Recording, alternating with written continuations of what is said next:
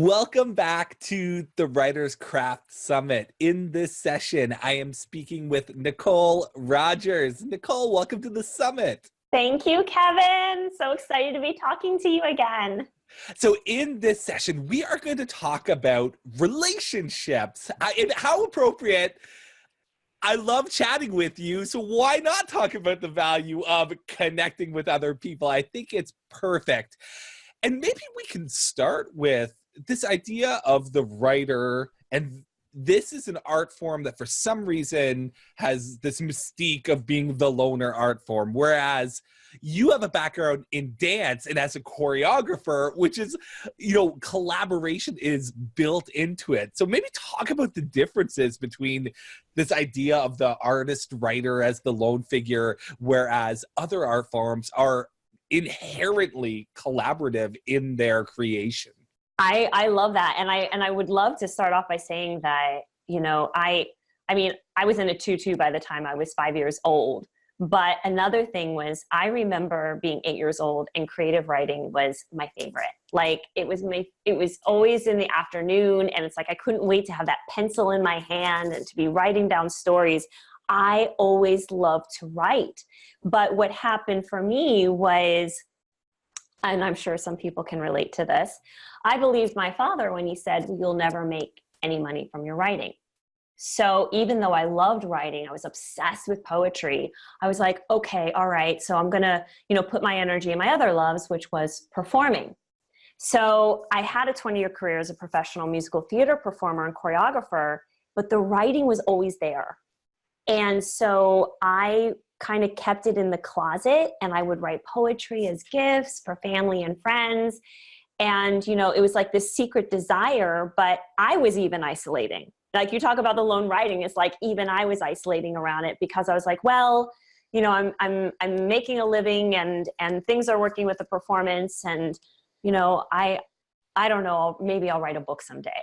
And it's funny because my mother always saw it in me. I mean, I can still remember coming home with a story and her like crying, like, "Oh my God, it's the most amazing thing," So she was always saying like, "You should write about it." Like she was really encouraging me, even though I was succeeding at these other elements. But the crazy thing is that when I went through a really horrible time in my life, what I came back to when I worked with my first coach was dance and writing. So my business was actually born out of a blog. And I now have a 6-figure business. So it's kind of like this funny thing around what I was taught and what I heard, right? So writers are hearing, "Oh, this is the only way to do it. You go to the cabin," like you were saying before we started recording, you drink your Jack Daniels, and this is the path. It's like, well, how much has that influenced the way you're approaching writing? Like, Yeah, and I think the end of that storyline too is you suffer and you never make money, right? It's like not only do you have to go and be alone and suffer to create it, you also don't get anywhere with it, right? Like that's the narrative of our culture, of the writer narrative, right? And it's just, as you've proven with your own business, words can be so powerful. And if you can change people's lives, you can build a business around words. I mean, I think about, and I imagine this is probably true for a lot of your audience, I was read to as a child, and so story was so important to me very young. For me, it was Hans Christian Andersen, it was Aesop's Fables, it was Laura Ingalls Wilder, and I couldn't wait. Like, what else? Like, what is she doing today? What's happening in that? I really was so caught up in that. And I think it can be very easy for us as writers to lose our audience and lose the effect that our writing has on them and what it's offering them. I think the benefits of your writing, for your audience to be able to open up a book and come into the world that you have created, that's a gift. So while of course, it's always going to begin from what we know. We write from what we know. We create the story from what's within us or what we're channeling, however that is for you. But when you put it out to your audience, you're giving a gift for them to come into that too. Sean Coyne, the author of The Story Grid, is another expert on this summit. And so I was rereading his book recently, and he has a story in it. He's quoting another book, but he talks about this theorist who suggests that one of the reasons people stayed in the World Trade Center after the first plane hit and didn't immediately leave is because they didn't have a narrative to understand that experience. And I thought that was such a powerful statement to the role narrative plays in our lives. How we understand the world around us is through story. That's how we learn and understand and grow. And so the idea of the writer being disconnected from the audience, it makes no sense. The whole reason we tell stories is not just to entertain one another, to pass the time. It's to understand the world around us and understand how to react in unexpected situations. Oh my God. First of all, thank you for sharing that with me, just because I lived in New York during 9/11. So you just kind of blew my mind a little bit when I think about that. But also, and I see this all the time, not just with writers, but, I help artists across the board, whether they're writers or musicians or visual artists. But it's a really common thing. And I suffered the same thing, like full on admit this, that when your audience is opening up your book, all they're doing is saying, is this like me? They're just trying to figure out, where are they in your story? So I think getting caught up in the isolation is like a literal misunderstanding of humanity. Like when we are just around people, we're just trying to figure out, are you like me? What do we have in common? Like we're seeking to belong and we're seeking familiarity. So I love that around the narrative, because the narrative is such a powerful point of connection for us to go, oh, I'm not alone. What are your thoughts on someone who, say, is a beginner, someone who maybe hasn't published a book yet, and so they maybe don't have existing fans or readers out there dying for their next publication? How can they still make that mental connection with the reader who's perhaps down the road or who's perhaps not at their door right now begging to buy their book?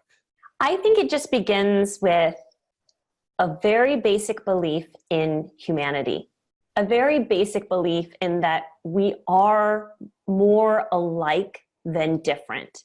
And I think that's something that we all know in our hearts at some point, but maybe some horrible things have happened in your life, or, things that have kind of caused you to question that.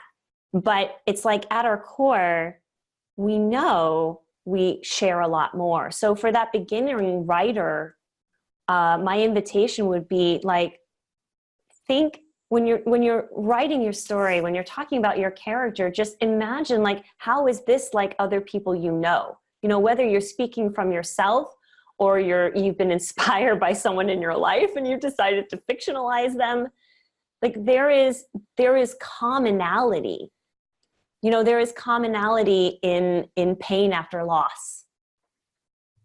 Whether that is a pet or whether that is a parent, there is commonality in that.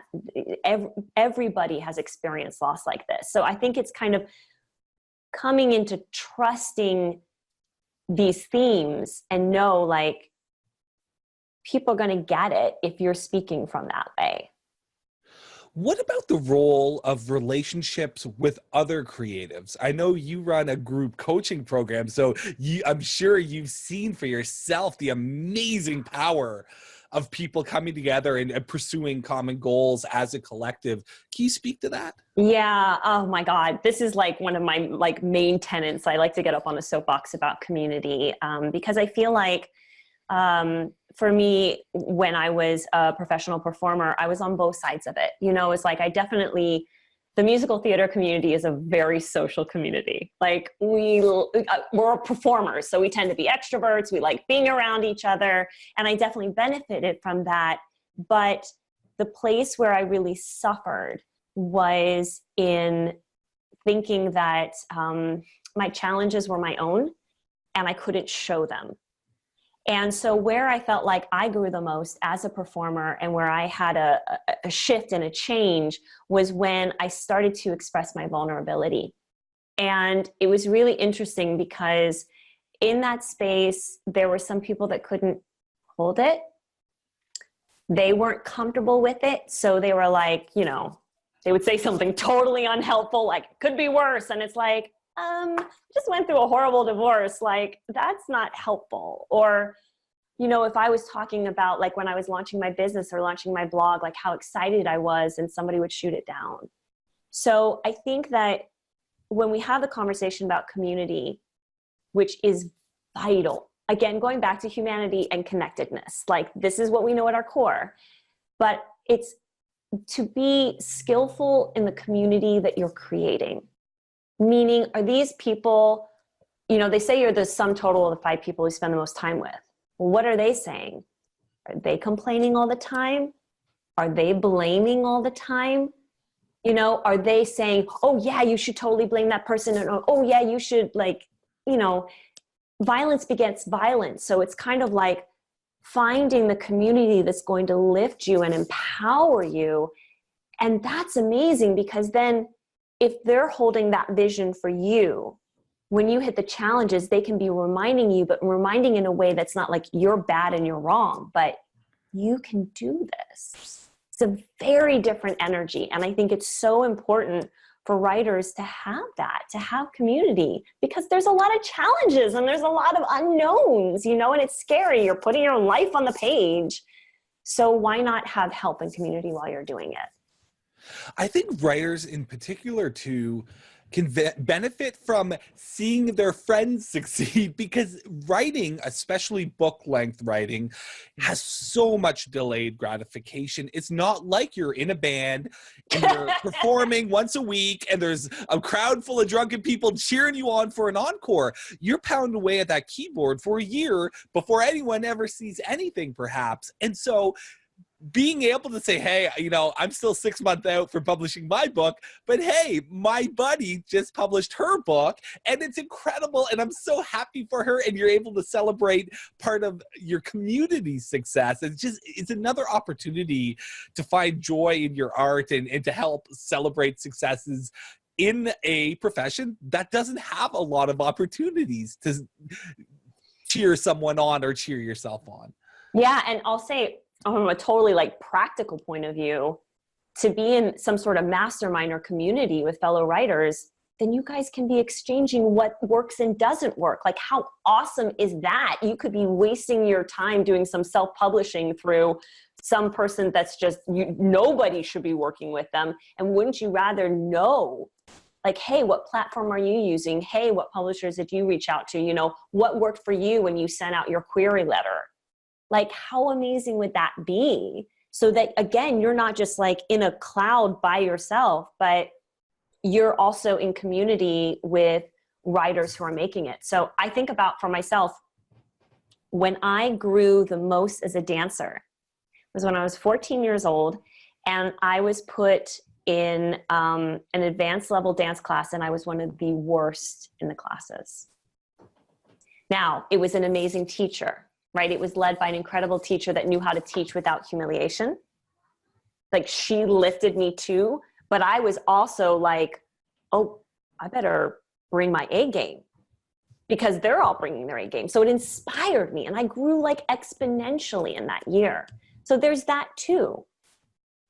Absolutely. And I know when I first, I think it was when I interviewed you for my podcast, it might have been for your summit, but we were having a discussion about how many things you had on the go at the time. And I was saying, how did you possibly pull this off, including a wedding?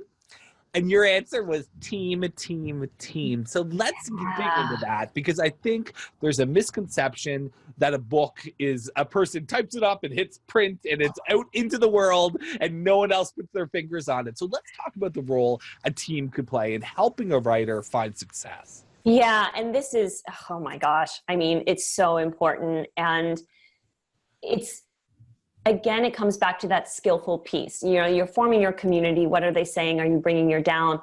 This needs to be so vital when you are forming your team, because you want a team that nurtures and promotes your work. You're not looking for a team that brings you down or you're chasing after them all the time. Why aren't they calling me back? So what I see typically happens, because I'm always talking with my clients around the relationship with your audience. And so writers can get really caught in thinking that their audience is just their readers. Your audience is also your team. Your audience is also the people that are helping to promote it, like your professional industry. So you're kind of doing two things. You've got your readers, and then like the people that are helping you build your business, and the people that are helping you to go to the next level. So what that means is what I know I typically did, and a lot of people do, is they create a power over conversation, meaning that you've put the publisher or you put the booking agent up on a pedestal and you're down here. That's not sustainable, right? Because you'll always feel like you're not good enough and they know better. So what you're looking for is a relationship that is what I call a power with dynamic, meaning we're on the same page and we're both committed to creating this together. So, it's for the writer, it means that you really need to do your own work for yourself before you start these query letters, before you do the interview. So you're not going in there pleading and saying, pick me, because that energy, they feel it right away. And whether it's an agent or whoever this person is, they get that all day long, right? They don't want that either. So it's like, they probably are like, God, wouldn't it be so nice to like be on even ground, Because honestly, if who you're speaking to is only interested in being in a power position, what are you getting yourself into, right? Right. You don't want them on your team. Yeah. You want to be on their team. Right, exactly. Because then it could just end up being a place where you're taken advantage of or it's abusive. And so this is a really big place for your audience to empower themselves and say, I deserve, and like, what does that look like? How does it feel to actually collaborate? That we're coming together, that we're working on this as a team. We're creating the promotion and the book tour and building the audience together. And so when you're going into these conversations, you're coming at it from this way as opposed to putting them up here and down here. What would you say to the person who is battling with that, but I am not good enough, but I have never published before, or, I consciously know my work could be better, but this is the best I can do. How do you get them over that hump of saying, you are worthwhile, you deserve help, you deserve relationships, you deserve to be part of something, a movement, a community, all of those things? Yeah, I think sometimes that's the biggest barrier. We have this idea that doors are being shut in our face all the time, but what I see is people never knock on the door. People assume they're being shut down before they even ask. So maybe that's sometimes the biggest barrier of all, is yourself and your belief in yourself, and the belief that you are worthy of these things. What's your advice to someone struggling with that? Oh my God, this could be a whole podcast, Kevin. I mean, we're talking about limiting beliefs, and there are many approaches to this. So I'll see if I can just like come in with like maybe one or two big ones.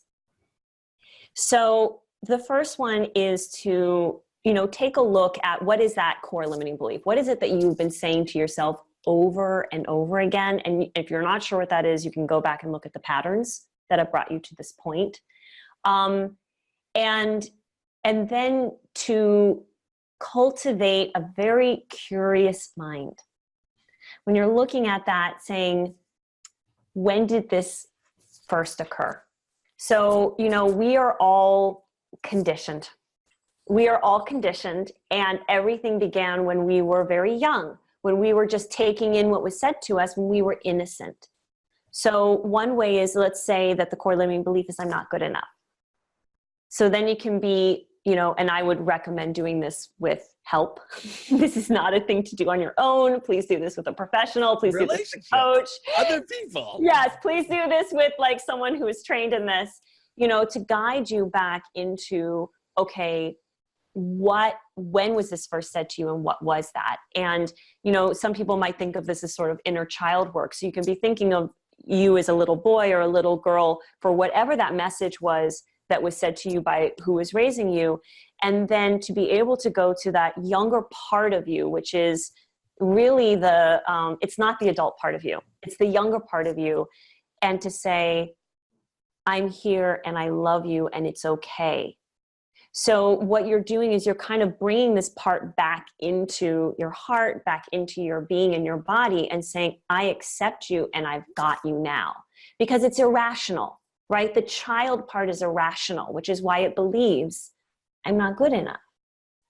So I'll give a shout out to this amazing cognitive therapist I have come into my group. His name is Tom Tynan. So I'll just put his name out there. I love to tell the world about him. This is the work that he does. And he just came into my group to teach them this. But it's so powerful, because in order for you to clear a limiting belief, you first have to understand, like, and touch on that part of you and be able to basically integrate it and bring it back in. So you can be asking yourself, well, if I continue to believe I'm not good enough, how does that feel? If I continue to believe I'm not good enough, what does that mean for my writing? Now, if I were to start to believe I am good enough, how does that feel? And if I were to start believing I am good enough, what could that mean for my writing? So it's kind of like we get stuck thinking it's only going to be this way and forever this way. But the truth is, and this is where my Zen is going to come out, the truth is that change is constant. So the other thing I would say with all of this is really the ability to cultivate compassion within yourself, because these are parts of you that haven't been loved, that you've decided to say are not lovable. I'm not good enough because of this. I can't write about this. I won't be a successful author because of this. And that, being able to cultivate compassion to bring that back in and say it's okay, is the most important work.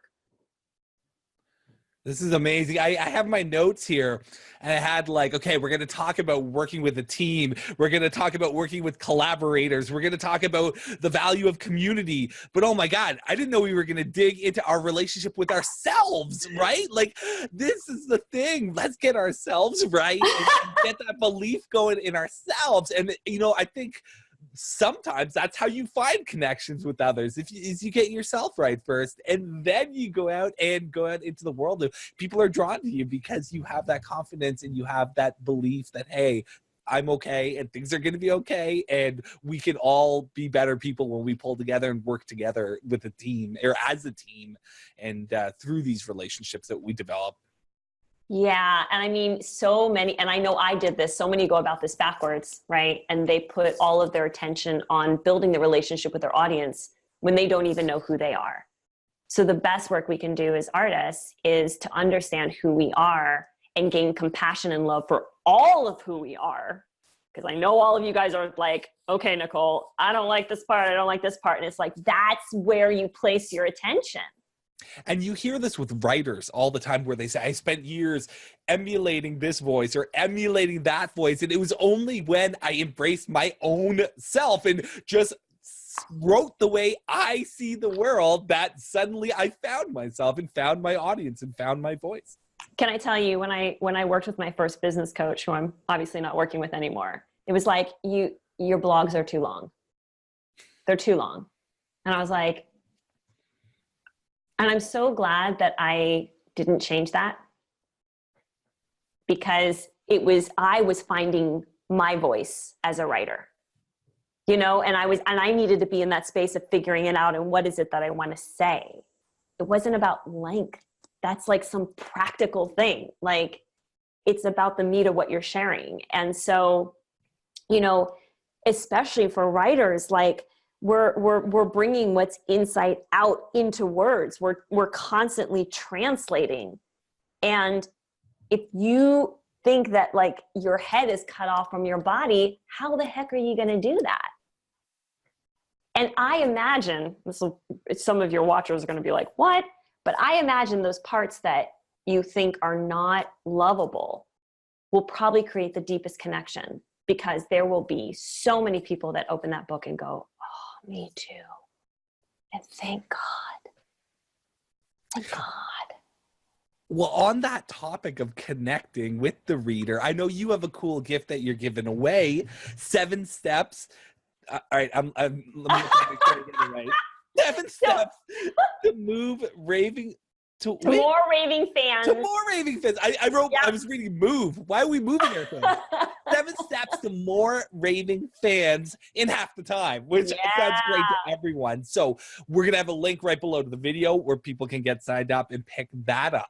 Yeah. And this is, you know, I know that, God, like we all have so much to do in our lives, right? And it's like, as you're doing your book and you're trying to figure out where do I place my attention here, here, and here, it's like, you have to have an audience. Like you can't just like put the book out and be like, you know, like there has to be an audience. So, you know, growing your audience is such a vital part as your journey as a writer. So here's a way to be able to do it in half the time. So you're not wasting time. You can be placing your time on the creative aspect that you love so much and developing your characters in the storyline and have an audience that's there in time for when it's released. I think that's so important. Long before I knew anything about basically anything, I published my first book and I had this notion of the snowball, right? You just put it out into the world and then things just magically snowball. And what you learn pretty quickly is you got to push that snowball. You need to be the one to get things started. And yeah, things grow and things do snowball over time and over the years, but you need to be the one to start that work and start the outreach with the relationships and with the fan building and with the team building and all of these things. So I love that you have that tool that can help people get that snowball rolling, because it does grow, but not until you're the one who gets it started. Right. And that means that you're in a place where you're like, I'm ready to do this. I'm ready to stand evenly. I'm ready to create a team. Like, you know, do what you need to for yourself so that you can stand powerfully, because, oh my gosh, like it's magnetic. And that feeling of coming into acceptance for yourself translates into your words. So energetically, it's also coming into what ultimately they're reading. Absolutely. Nikol, any final thoughts on relationships for writers? Well, sometimes if this is feeling really difficult for people, I will talk about it in terms of dating. Like relationship is relationship. And marketing is just relationship building. It's the single most important thing.